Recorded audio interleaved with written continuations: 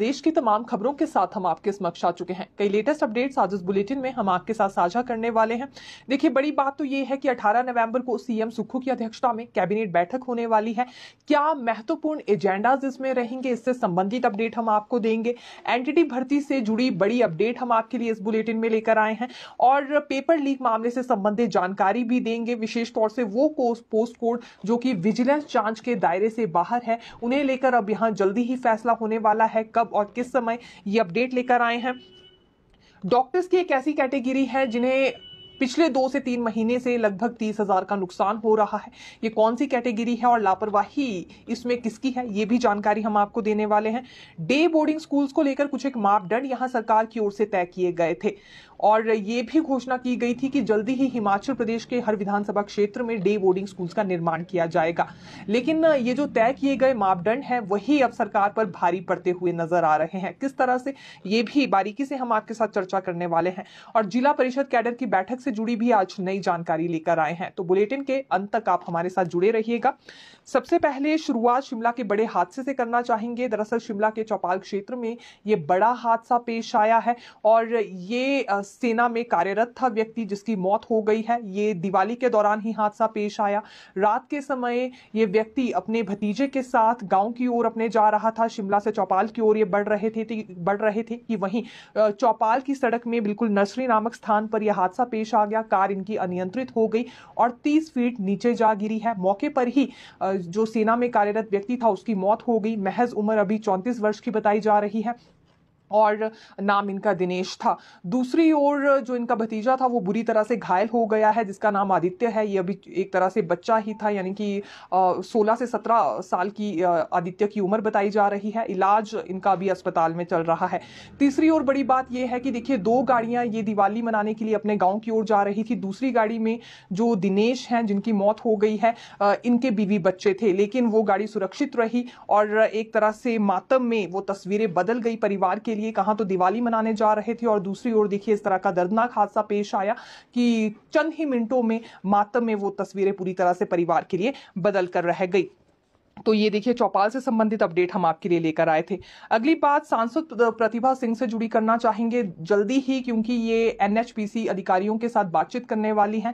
दरअसल इन्होंने चिंता व्यक्त की है यहाँ जल विद्युत परियोजना पर। ये डुगर जल विद्युत परियोजना है जो कि 500 मेगावाट की है।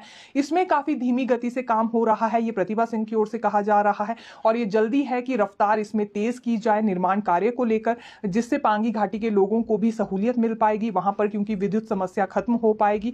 दूसरी ओर जो चंद्रभागा नदी है वहां के जल को भी पूरी तरह से दोहन हो सकेगा, लेकिन यह संभव तभी है जब परियोजना पर काम पूरा होगा। तो धीमी गति क्यों है, इस पर ये बिल्कुल एनएचपीसी के अधिकारियों से बात करने वाली है। तेज रफ्तार लाई जाए, इस पर ये सरकार से भी आग्रह करेंगी। आज ये स्टेटमेंट इनकी ओर से दी गई है। दूसरी ओर ओक ओवर से संबंधित आपको अपडेट दे देते हैं, ये क्योंकि सीएम सुक्खू का सरकारी आवास है और आज सांसद प्रतिभा सिंह और लोक निर्माण मंत्री विक्रमादित्य सिंह मुख्यमंत्री का कुशल क्षेम जानने के लिए ओक ओवर पहुंचे थे और दिवाली की शुभकामनाएं भी इनकी ओर से दी गई। हालांकि अभी अगर मुख्यमंत्री के स्वास्थ्य को लेकर जानकारी दे तो वो बिल्कुल स्वस्थ हैं। पिछले कल भी देखिए उनकी ओर से ये बात कही गई है और जब अनाडेल में उनका चॉपर लैंड हुआ था, यानी कि जब दिल्ली एम्स से वो शिमला लौटे थे, उस वक्त भी उन्होंने ये बिल्कुल स्पष्ट शब्दों में कहा था कि वो बिल्कुल स्वस्थ हैं देवी देवताओं की कृपा से, और जो यहाँ के लोगों ने उनके लिए कामनाएं या प्रार्थनाएं की थी उसके बाद वो बिल्कुल स्वस्थ हो चुके हैं। लेकिन 2 महीने का आराम करने के लिए डॉक्टर्स ने उन्हें कहा है। इसीलिए रूटीन में कार्य तो जरूर शुरू हो जाएगा, लेकिन एक तरह से वर्कलोड कम रहने वाला है।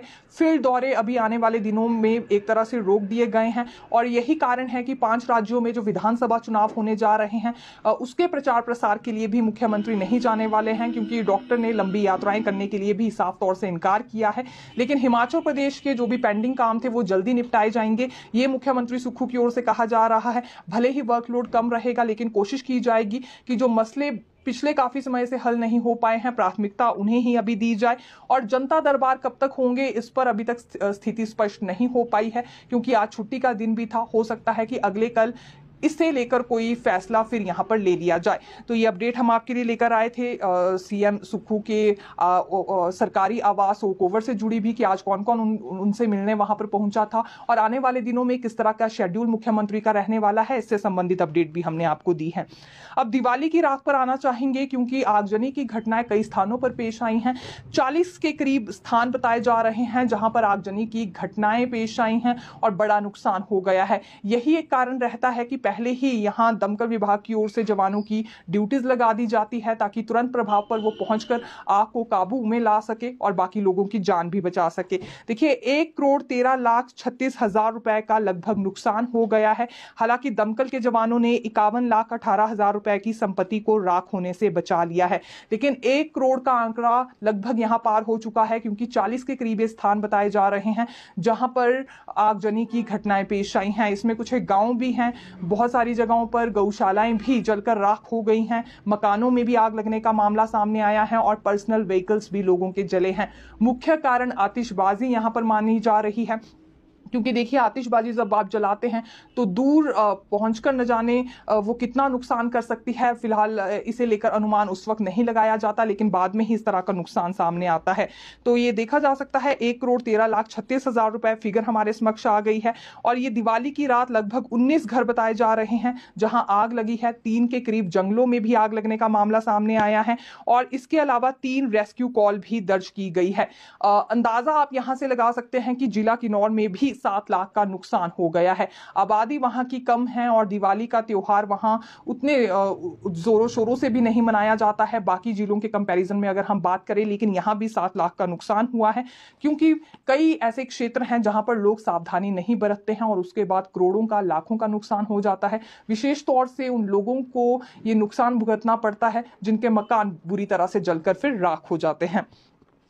देखिए एक और हैरत अंगेज मामला सामने आया है। ये मंडी के सरकाघाट क्षेत्र का मामला बताया जा रहा है, जहां अपनी रूठी हुई पत्नी को मनाने के लिए पति अपने ससुराल जाता है, लेकिन पत्नी उस पर तेल डालकर उसे जला देती है।